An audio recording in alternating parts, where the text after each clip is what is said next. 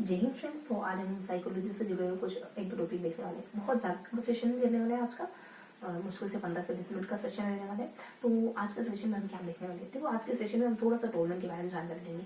आज के सेशन में हम कुड लेविन के सिद्धांत के बारे में भी जानकारी लेंगे। कुड लेविन का सिद्धांत जो कि सामाजिक अनुबंधन, कुड लेविन का सिद्धांत क्षेत्रीय सिद्धांत के नाम से जाना जाता है। इसके बारे में कुछ हल्का से जानेंगे, टोलमेंट के बारे में कुछ हल्का से जानेंगे, और इसके बाद हम रोबोट एम गेने की जो अधिगम सोपान की है ना, उसके बारे में भी हल्की हल्की सी जानकारी लेंगे। इन तीनों के बारे में हम पढ़ने वाले हैं। और इसके बाद हम कुछ एक थोड़ा सा संरचनावाद के बारे में भी जानेंगे, ठीक है, कि संरचनावाद क्या है, रचनावाद क्या है। और इसके अलावा हम थोड़ा सा सूचना प्रकरण सिद्धांत के बारे में भी जानेंगे। तो कुछ बेसिक सी बातें हो गई हमारी इसको लेकर के। तो हम सबसे पहले देख लेते हैं कुछ रोबोट एम गेने की हायरार्की के बारे में जानकारी लेते हैं ना। तो रोबोट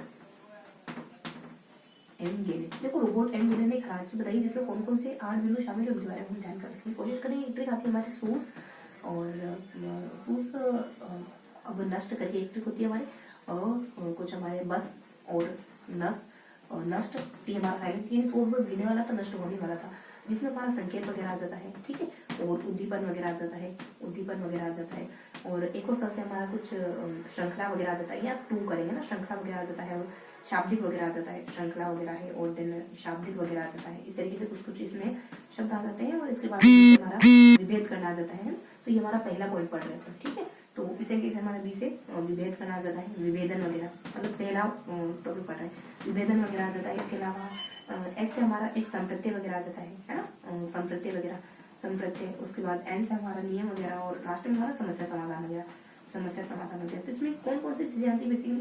देखो, संकेत में पाउलो यानी कि टीचर के आते बच्चों का चुप बैठ जाना। उसके बाद उद्दीपन में तो ये थोड़ा का उद्दीपन अनुक्रिया, बिल्ली देख के हम काम करते हैं, जो मतलब मछली देख के बिल्ली काम करती है। उसके बाद श्रृंखला में होता है कि आप है ना एक चेन में, श्रृंखला में से इसके लगा देते हैं। श्रृंखला में कबूतर को हम यहाँ तक ले जाना चाहते हैं, तो खाली स्टेप पे दाना दो तो कबूतर यहाँ तक हो जाएगा। तो ये इसके के बारे में जानकारी है। उसके बाद शाब्दिक में आप गीत वगैरह गा के कुछ करना सीखते हो, है ना। गीतों के थ्रू आप कुछ भी कॉन्सेप्ट सीखते हो, ताकि वो अच्छे से इंटरेस्टिंग तरीके से याद हो जाए। तो इस तरीके से हम शाब्दिक अधिगम के बारे में जानकारी लेते हैं। उसका इसमें शाब्दिक अधिगम का संबंध आशुबल विद्वान से ध्यान रखेंगे, ठीक है। और शाब्दिक अधिगम बस ये इतना कुछ आता है यहाँ पे। और इसके बाद हमारे विभेदन के बारे में बताया जाता है। विभेदन का मतलब होता है कि कौन अंतर कर पाना चीजों में, रंग के आधार पर, उनके तत्वों के आधार पर, जैसे कि लाल रंग, तो ये सारी चीजें लाल रंग की, इस तरीके से। उसके बाद संप्रत्यय कॉन्सेप्ट वगैरह है, और प्लीज संप्रत्यय में होता है कि गुणों के आधार पर कैटेगराइज करना, जैसे रंग के आधार पर और कुछ और किसी विशेषता के आधार। विभेदन यानी कि मतलब बांट पाने की क्षमता अपने से, तो पाने की ये अलग कैटेगरी बन गई, ये अलग कैटेगरी बन गई, इस तरीके से विभेदन कर पाना। बस नियम क्या होता है, यानी कोई सिद्धांत वगैरह, नियम वगैरह। समस्या समाधान करके समस्या को सोल्व करना। तो ये हमारा रोबोट एम यानी कि जो हायरार्की है, मतलब कि जो पदक्रम है, उनके बारे में हमें जानना है। ये सारे नाम है, उनमें कौन कौन सी बातें आती है, उन्होंने हल्का सा पॉइंट ही दी। अब थोड़ा सा अपन देखेंगे, ये हमारा पहला बिंदु है, रोबोट एम गेने से जुड़ा हुआ। अब इसके बाद हम थोड़ा सा कहते हैं एक रोबोट एम गेने की इस सारणी के बाद हम डिस्कस करने के थोड़ा सा संरचनावाद के बारे में, ठीक। तो संरचनावाद के व्यक्ति, संरचनावाद से जुड़े व्यक्ति कौन कौन है, कौन कौन से विद्वान है, उनके बारे में जानेंगे, और उनका केंद्रीय भाव क्या है ये देखिए। देखो, संरचनावाद में कौन कौन से व्यक्ति आते हैं, इसके लिए हम कह देते हैं कि एक ट्रिक आ जाती है हमारे कि जी के रात में पढ़ा करो। तो एम के जी के रात में पढ़ा करो, तो उसने क्या कहा, जी बीवी, तो डी बीवी। उसकी पत्नी ने उसको सलाह दी, दोनों पढ़ने लिखने वाले थे इस वजह से। तो एम से हमारा कुछ हमारा मैक्स वर्दाइमर है, ठीक है। तो वर्दीमर है, लेकिन मैक्स इस वजह से वर्दाइमर है, और हमारा वगैरह है, कोहलर है, कोफ्ता है, कूट लेविन वगैरह है, कोहलर है, उसके बाद कोहलर, ठीक है, और कोफ्ता वगैरह है। इस तरीके से हम देखने वाले हैं। और जी से हमारा जिन पियाजे वगैरह, ये है ना संरचनावादी वैज्ञानिक वगैरह है। और आर से हमारा रोबोट एम गेने वगैरह, और टी से हमारा टोलमैन वगैरह आ जाता है, और डी से हमारा टोलमैन है, और डी से हमारा डीवी जॉन डीवी वगैरह आ जाते हैं, और बी से हमारा एक ब्रूनर वगैरह आ जाते हैं, और वी से हमारा वाइगोत्स्की वगैरह आ जाता है, डी बीवी, है ना, वाइगोत्स्की। तो ये सारे विद्वान वो हैं जो संरचनावाद से जुड़े हुए हैं। तो संरचनावादी विद्वान के नाम देख लिया हमने। पहला पॉइंट तो ये था हमारा। दूसरा पॉइंट था कि इनका केंद्रीय भाव क्या है। तो इनका केंद्रीय भाव ये है कि निर्मितवादी संरचनावाद को 2 भागों में बांटा गया। एक तो संज्ञानवाद जो कहता है बच्चा ज्ञान कार्य में खुद करता है, और एक होता है हमारा सामाजिकवाद जो कहते हैं कि बच्चा ज्ञान को खुद नहीं करता बल्कि समाज में प्रतिक्रिया करता है। तो ये हमने दूसरा पॉइंट देख लिया। कुछ बेसिक सी बातें जानी संरचनावाद के बारे में, है ना। तो ये हमारा दूसरा पॉइंट संरचनावाद से जुड़ा हुआ था। अब रोबोट एम यानी कि बाद हम थोड़ा संरचनावाद के बारे में देखा हमने, है ना। अब थोड़ा समझा लेते हैं। इस तरीके से हमने रोबोट एम यानी के बारे में देखा, थोड़ा सा संरचनावाद के बारे में पढ़ा हमने। और एक और हमारा जो कूट लेवल का सिद्धांत है ना, थोड़ा सा कूट लेवल के सिद्धांत के बारे में जान लेते हैं। तो तीसरा बिंदु आ जाता है हमारा कूट लेवल के सिद्धांत के बारे में। कूट लेवल सिद्धांत, तो कूट लेवल सिद्धांत क्या है? बेसिकली कूट लेवल ये कहते हैं कि एक कूट लेवल का जो सिद्धांत है ना, वो क्षेत्रीय सिद्धांत, तलरूप सिद्धांत और पी से कुछ तलरूप सिद्धांत और क्षेत्रीय सिद्धांत के नाम से जाना जाता है ना। तो ये सिद्धांत कूट लेवल का सिद्धांत है। और कूट लेवल के सिद्धांत में क्या क्या क्या जो बातें जुड़ी हुई है कूट लेवल के सिद्धांत से? तो कूट लेवल के सिद्धांत के उपनाम क्या क्या है? एक तो प्रतिरूप का सिद्धांत और तलरूप सिद्धांत। एक तो प्रतिरूप सिद्धांत और एक तलरूप। देखो प्रतिरूप तो नहीं, थोड़ा डाउट है प्रतिरूप पे, तो इस वजह से अपन तलरूप ही लिखेंगे। इसको तलरूप सिद्धांत या क्षेत्रीय सिद्धांत के नाम से भी जाना जाता है। तलरूप सिद्धांत या फिर क्षेत्रीय सिद्धांत के नाम से भी जाना जाता है। ये हमारा कूट लेवल का सिद्धांत है। और इसमें ना कुछ कुछ इससे जुड़ी हुई शब्दावली आ जाती है, जैसे कि जीवन दायरा है, टोपोलॉजी है, कुछ वी से हमारा वेक्टर्स है ना, इससे जुड़ी हुई शब्दावली। जैसे कि शब्दावली क्या है? जीवन दायरा किसको कहते हैं, और टोपोलॉजी किसको कहते हैं? टोपोलॉजी और वेक्टर्स, ठीक है, और वेक्टर्स किसको कहते हैं?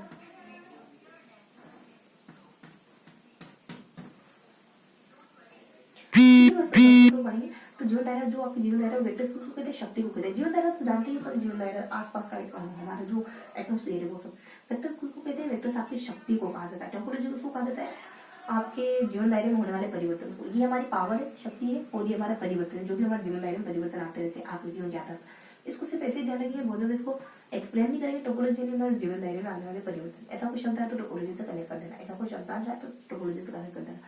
तो ये सब हमारे इसके बारे में बताया गया। और इनसे जुड़ी हुई कुछ कुछ बातें, तो ये हमारे कूट लेवल हो गए। और देखो कूट लेवल में क्या कहते हैं कि व्यक्ति का जो व्यवहार होता है, व्यक्ति का जो मतलब बिहेवियर होता है, वो व्यक्ति यानी पर्सन और आसपास के एटमॉस्फेयर का योग होता है ना। तो ये बातें इनके द्वारा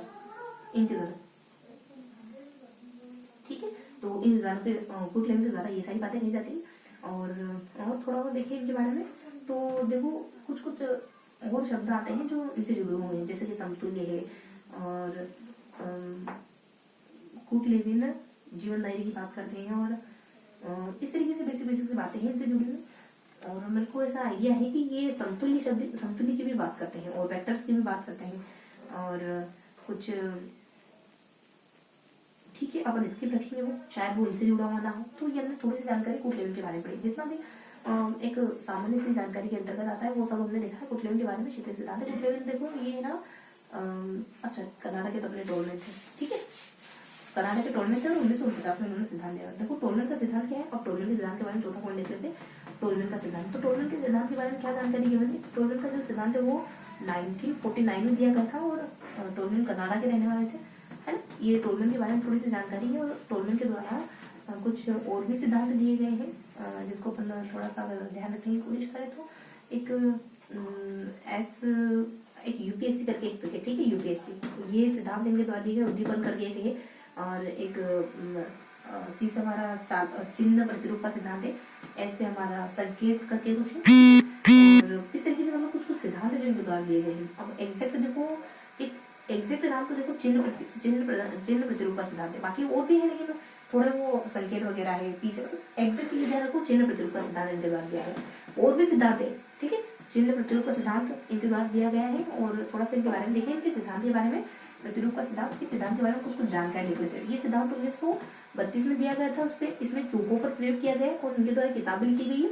एक तो एनिमल एंड मैन, क्या किताब लिखी गई, आगे भी कुछ और भी है, कुछ और नाम भी है, लेकिन थोड़ा सा अपन एनिमल एंड मैन ये ध्यान रखेंगे। ये नाम तो है ही इनके सिद्धांत, मतलब ये किताब तो लिखी गई इनके द्वारा। और आगे भी कुछ है।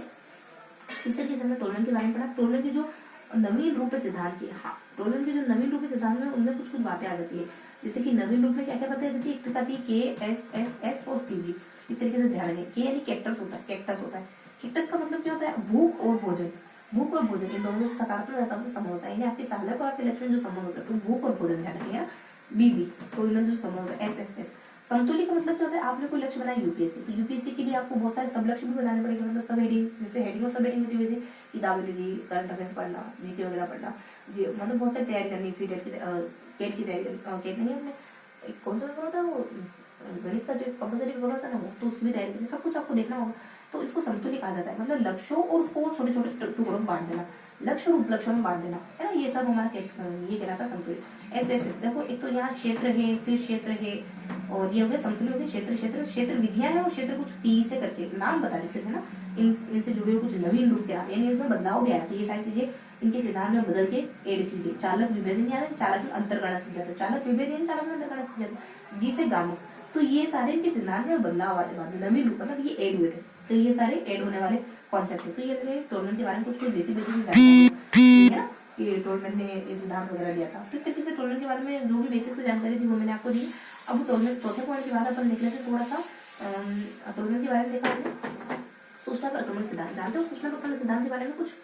तो सूचना प्रक्रमण का सिद्धांत बेसिकली अपने आप में ही 4 भागों में बटा हुआ है। कौन सा? सूचना प्रक्रमण का सिद्धांत अपने आप में ही 4 भागों में बटा हुआ। वो भाग कौन कौन से और इनके बारे में क्या क्या जानकारी को देखनी है। देखो सूचना प्रक्रमण का सिद्धांत, सूचना प्रक्रमण सिद्धांत, ये अपने आप में 4 भागों में बटा है। वो 4 भाग कौन कौन से, थोड़ा सा देखें अपन। एक तो यहाँ अपन कुछ, ठीक है, तो चलो इसी तरीके से देख लेंगे अपन कुछ। पहला भाग है हमारा यहाँ पे सूचना प्रक्रमण सिद्धांत का, कि सूचना प्रक्रिया, यही है नाम, एग्जैक्ट यही है सूचना प्रक्रमण सिद्धांत। क्या है? सूचना प्रक्रमण, यही नाम है पहला तो। और दूसरा बिंदु है इसमें, चलो दूसरा कुछ डेश है, तीसरा ध्यान रखेंगे अपन। तीसरा और चौथा है, चौथा तो हमारे एनकोडिंग है, तो दूसरा हमारे मिलर का है, और तीसरा हमारे मिलर का। ये दूसरा का थोड़ा सा डेश रखेंगे, नाम थोड़ा सा मिस हो रहा है। और ये हमारे मिलर से जुड़ा हुआ है। और लास्ट वाला हमारा सूचना हुई है, बस कोडिंग बीच में डालिए। सूचना प्रक्रमण सिद्धांत, सूचना प्रक्रमण कोडिंग सिद्धांत, इसको 2 भागों में बांटते हैं। एक तो अपन कहते थे सूचना, और दूसरा कहते थे त्रिमार्गीय, है ना, सूचना और त्रिमार्गीय। अब ये इस तरीके से बांटा जाता है। देखो सूचना में एक तो ज्ञानात्मक समृद्धि होती है आपकी, एक क्रियात्मक समृद्धि होती है, और एक दीर्घात्मक समृद्धि। इसमें कुछ सेकंड के लिए होती है, इसमें कुछ जब तक चेतन रहते तब तक, और ये बहुत स्थायी होती है। और बाकी जो त्रिमार्गीय है ना, इसमें मतलब कि त्रिमार्गीय में सूचना त्रिमार्गीय कहा है, यानी स्टूडेंट से टीचर तक जाती है। मतलब 3 कैसे, स्टूडेंट से बच्चा, फिर बच्चे से टीचर, फिर टीचर से बच्चा, ऐसे सूचना इधर उधर होती रहती है ना। बाकी यहाँ हमारे एक साथ आता है कुछ, है ना, इसके सोपान भी। उसके अलावा एक और बिंदु देखते सोपान, तो इसके सोपान भी होते हैं, जैसे सूचना प्राप्त करना, सूचना भेजना, और सूचना का प्रत्यास्मरण वगैरह करना, प्रस्तुति, हाँ प्रत्यास्मरण करना सूचना का। और लास्ट में कुछ ऐसे ही, मतलब कुछ 4 सोपान बताए थे ना, 4 सोपान, सूचना भेजना, सूचना प्राप्त करना, और के से कुछ देखो इसकी टिक है, बीके, बके, बुके और पर, पस, ऐसे कुछ आता है। बुके, बी, के और पस, मान लो बुके पर्स में रख दो तो ऐसे कुछ आता है। सूचना भरना, भेजना, सूचना बी के प्राप्त करना, सूचना प्राप्त करना, सूचना भेजना, और ये दोनों कुछ है बिंदु हल्का सा है ना, 2 और पॉइंट है। 4 में से मैंने आपको 2 तो बता दिए, 2 और बिंदु है, ठीक है। सूचना भेजना, सूचना प्राप्त करना, सूचना का प्रत्यास्मरण करना, और एक लास्ट बिंदु और कुछ है। तो 4 पद है, ये करना ध्यान रखेंगे। उसके बाद कोडिंग में क्या होता है और मिरर में क्या बताया जाता है। देखो एक ये जो दूसरा है ना, इसका प्रतिपादन फ्रैंक के द्वारा, मेरे को थोड़ा ध्यान आता है, फ्रैंक के द्वारा इसका प्रतिपादन करना चाहता है दूसरे का। और ये कहते हैं कि ये सूचना पर बात करते हैं, स्मृति पर बात करते हैं। स्मृति एक ही तरीके की होती है, ये कहते हैं। और अधिगम का मतलब होता है सूचना प्रक्रमण करना, ठीक है। तो स्मृति एक ही होती है, और अधिगम का मतलब क्या होता है, अधिगम का मीन्स बता देंगे। अधिगम का मीन्स सूचना प्रक्रमण करना होता है। ये 2 बातें इनके द्वारा डेश सिद्धांत में बताई जाती है, हल्का हल्का ध्यान रखना बस। मिलर का और इसका क्या बताया जाता है, मिलर के बारे में देखो मिलर को एन कोडिंग पर बात करते हैं, एन कोडिंग पर बात करते हैं मिलर, और टोटे पर बात करते हैं। ये शब्द है तो इनसे कनेक्ट कर देना। एन कोडिंग क्या होता है बहुत ज्यादा क्लियर नहीं, टोटे क्या है इसकी फुल फॉर्म थोड़ा सा ध्यान रखिए, लेकिन कभी थोड़ा सा भी मिस है, बहुत ज्यादा क्लियर नहीं, इस वजह से मैं आपको ऐसे बता दें, कुछ एग्जिट करके है यहाँ पे और ऐसा कुछ है ना, तो थोड़ा सा ध्यान रखेंगे। टीओटी का संबंध मिलर से, और एन कोडिंग पर बात करते हैं, और बस इस तरीके से एन कोडिंग और टीओटी की बात कौन करते हैं, मिलर करते हैं। तो इस तरीके से हमें कुछ जानकारी देखिए, और लास्ट टाइम हम कोडिंग कह देते हैं, इसमें कुछ खास जानकारी है नहीं वैसे। तो इस तरीके से हम हाँ, तो इस तरीके से हम कुछ बातें देख लेते हैं। तो ये हमारा सूचना प्रक्रमण सिद्धांत था। अब और क्या रहा हमारा, कौन सा बिंदु था, बिंदु नंबर 5। तो हमने बिंदु 5 के बारे में देखा है ना। तो कूट लेवल देखा हमने, टोलमेंट देखा हमने, सूचनावाद के बारे में जाना हमने, और इसके अलावा हम एक जीवन दायरे एक एक्टर्स, ये तो सब हमने देख ही लिया, ठीक है। और एक शैक्षिक महत्व देख लेते थोड़ा सा, सामाजिक अधिबंधन का सिद्धांत ना बांडुरा को, उसके बारे में देख लेते। 4 बिंदु हो गए थे, ये 5वां बिंदु हमारे, ठीक है। तो 5वां बिंदु हमारे बांडुरा का जो सिद्धांत है, उसके बारे में थोड़ा सा उसके शैक्षिक महत्व। बांडुरा के सिद्धांत के बारे में जान सकते हैं। बांडुरा का जो सिद्धांत है सामाजिक अधिगम का सिद्धांत है। कौन सा है, सामाजिक अधिगम का सिद्धांत हम देख के सीखते हैं। इसको प्रेक्षण सिद्धांत भी कहते हैं, भी कहते हैं, प्रेक्षण भी कहते हैं, अवलोकन भी कहते थे। इसके 4 चरण होते हैं। एडी, ये हमने जब पढ़ लिया है, एडी और अबे डीपी हटा, तो अवधान है, धारण करना है, और पुनः प्रस्तुत करना है और पुनर्बोधन मिलना है, ये इसके चरण है बेसिकली, है ना। और इसके बाद देख लेते हैं इसके शैक्षिक महत्व क्या है। भाषा में इसका महत्व है, भाषा के लिए इसका महत्व है, व्यक्तित्व का निर्माण करना हो तो इसका महत्व है, व्यवहार में परिवर्तन करना हो तो इसका महत्व है ना।